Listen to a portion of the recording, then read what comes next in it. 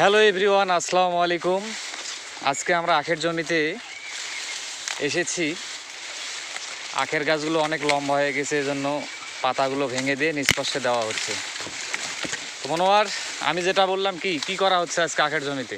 চাষের জমিতে আখের পাতাগুলো ভাঙিয়ে দেওয়া হচ্ছে।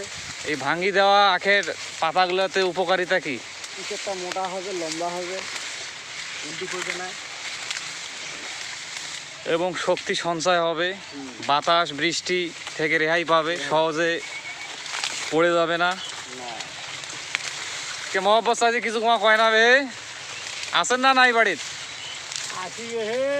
কি করছেন তোরা আখের জমিতে? ওই আখের জমি আখের কাঠ ভাঙি দিয়েছি।